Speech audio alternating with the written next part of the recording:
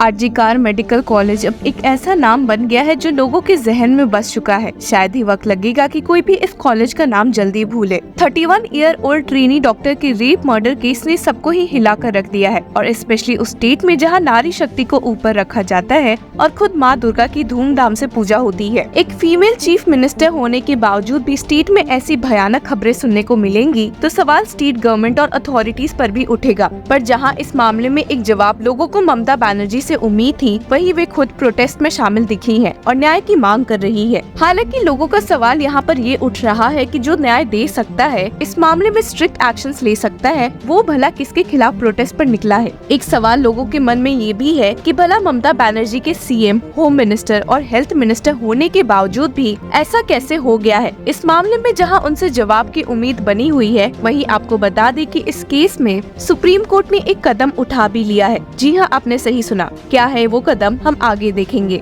पर इसी के साथ आपको बता दें कि आरजीकर मेडिकल कॉलेज के रेप डेथ केस की प्रोटेस्ट इंडिया के बाहर भी देखने को मिली है। आपको ये चौंकाने वाली बात जरूर लगेगी, पर मसला ही इतना संगीन हो गया है कि अब पाकिस्तान, बांग्लादेश और ऑस्ट्रेलिया में भी आरजीकर मेडिकल कॉलेज केस में जस्टिस की मांग हो रही है। अब जैसे हमारे देश में इंडियन मेडिकल एसोसिएशन ने प्रोटेस्ट और हड़ताल की थी, वैसे ही पाकिस्तान मेडिकल एसोसिएशन ने भी प्रोटेस्ट किए थे और इस मामले में वर्ल्ड मेडिकल एसोसिएशन को भी इंटरवेन करने को कहा है और साथ ही न्याय की मांग की है। ऐसे देखा जाए तो न्याय की मांग सीजीआई डीवाई चंद्रचूड़ से भी की गई थी, जब उन्हें 3 लेटर पिटिशन मिले थे, जिसमें से 2 supreme court lawyers Rohit Pandey और उज्जवल गौर द्वारा फाइल्ड है और वही तीसरा आर्मी डॉक्टर मोनिका सिंह द्वारा, जिसमें इस घटना को देश की आत्मा पर हमला करने जैसा बताया गया है। इस केस में सीजीआई डीवाई चंद्रचूड़ और सुप्रीम कोर्ट से रिक्वेस्ट की गई है कि वे इस मामले का सू मोटो कॉग्निजेंस लेते हुए एक ऐसा फैसला दे जो कि आने वाले दिनों में एक एग्जाम्पल सेट कर सकता है और ये साफ साफ दिखे कि ऐसी घटना हमारे देश में बर्दाश्त नहीं की जा सकती। और एक स्ट्रिक्ट एक्शन लेते हुए सुप्रीम कोर्ट ने इस मामले में अब फाइनली जाकर सू मोटो कॉग्निजेंस ले लिया है। जी हाँ, आपने सही सुना। ये खबर अभी बीते दिन ही आई है, जब 18 अगस्त को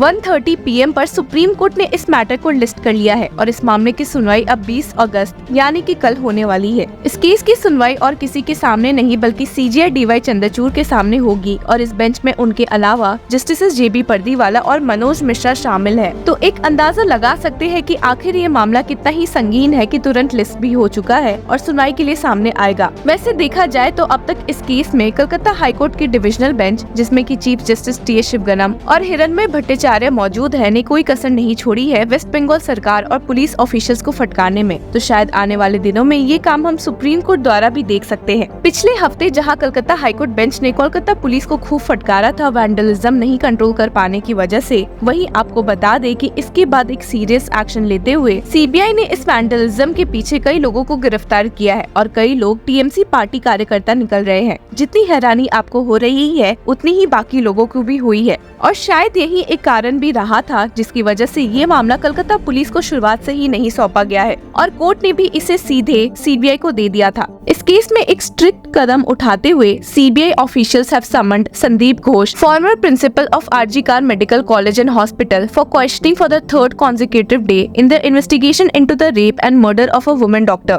और जहां अब तक संदीप घोष से पूछताछ भी नहीं हुई थी, वहीं वे अब सीबीआई के चंगुल में बुरी तरह से फंसे हुए हैं। अब जब ये मामला सुप्रीम कोर्ट जा पहुंचा है, तो एक नजर डाल लेते हैं कि आखिर इस मामले में वेस्ट बंगाल सीएम ममता बनर्जी से कौन से सवालों के जवाब की मांग की गई है। शायद सबसे पहला सवाल यही होगा कि भला इस मामले को एज अ सुसाइड शो करते हुए क्यों डिसमिस किया गया था, जबकि बॉडी जिस हालत में मिली थी उससे ये साफ है कि ये सुसाइड का केस नहीं है। एक इंटरव्यू में विक्टिम के पेरेंट्स के साथ मौजूद एक रिलेटिव ने बताया था, the doctor was found with her legs grotesquely spread 90 degrees apart, और कई सूत्रों ने इस बात को सही भी बताया है। दूसरा सवाल जो ममता बनर्जी से पूछा जा रहा है वो ये है कि भला इस मामले में विक्टिम के पेरेंट्स को कलकत्ता पुलिस से अपनी बेटी की डेड बॉडी देखने के लिए प्रार्थना क्यों करनी पड़ी है और क्यों उन्हें बॉडी इतनी जल्दी दिखाया भी नहीं गया है। जहां इस मामले में कलकत्ता पुलिस शांत है, वहीं एक सबसे इम्पोर्टेंट सवाल ममता बनर्जी के सामने ये आया है कि भला स्टेट काउंसिल्स क्यों doctor Sandeep Ghosh, farmer principle of RG Kar medical college को बचाने के पीछे लगे हैं और क्यों उनके खिलाफ कोई कार्यवाही नहीं हुई है, इसके बावजूद कि उन्होंने विक्टिम का नाम एक प्रेस कॉन्फ्रेंस में कई बार लिया था। इसके बावजूद कि लॉ इस बात के खिलाफ है कि sensitive cases such as rape cases में विक्टिम का नाम हाईलाइट करना कानूनी अपराध है। उस पे से तो उल्टा उन्हें इस इंसिडेंट के बाद दूसरे कॉलेज का प्रिंसिपल भी तुरंत बना बना दिया गया था, इसके बावजूद कि उनके पिछले रेजिग्नेशन लेटर को एक्सेप्ट भी नहीं किया गया था। इस मामले में एक जवाब कब मिलेगा देखते हैं, पर एक नजर उस लेटर पर डाल लेते हैं जो सीजे डीवाई चंद्रचूड़ को लिखे गए थे। सुप्रीम कोर्ट एडवोकेट्स ने स्पेशली अपने लेटर में कहा है कि इस इंसिडेंट ने पूरे देश को हिलाकर रख दिया और जनता को सहमा दिया है, and had stated that the heart wrenching cries of her family, the searing pain of her colleagues, and the unspeakable horror of this crime echo through every corner of our country, demanding that we as a nation rise and seek justice that is swift, unrelenting and exemplary.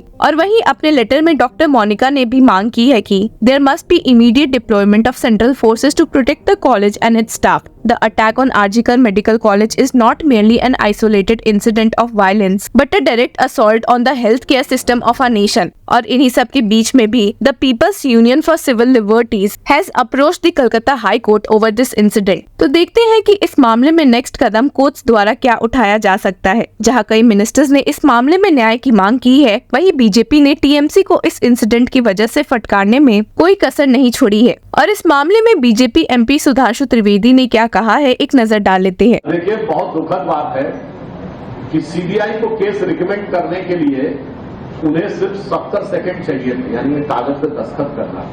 उसमें तो कह रही थी 7 दिन का समय चाहिए, और यानी ये कह रही थी साक्ष्यों को देखने में 7 दिन का समय चाहिए। अब ये कहना मुझे लगता है कि ये सिर्फ उनकी खिसियाहट नहीं बल्कि शरारत का है। और वहीं ममता बनर्जी को फटकारते हुए BJP spokes person Pradeep Bhandari ने भी क्या कहा है, सुन लेते हैं। Mamata Banerjee has been rejected by the people of Bengal. She knows and realizes that the entire people of Bengal, every person in Bengal is standing against her. When the women of Bengal are asking for the resignation of Chief Minister Mamata Banerjee, she is trying to deflect the public attention. But the sad part is, in her political strategy, her only political strategy remains vote bank politics. At this moment, the entire country is asking Mamata Banerjee why this perpetual Hindu hate, and the people of India are also asking the India Alliance, why are you silent? Today, people of India have understood and realized that the entire thing which connects Rahul Gandhi, Priyanka Vadra, Mamata Banerjee and Akhilesh Yadav is perpetual Hindu hate.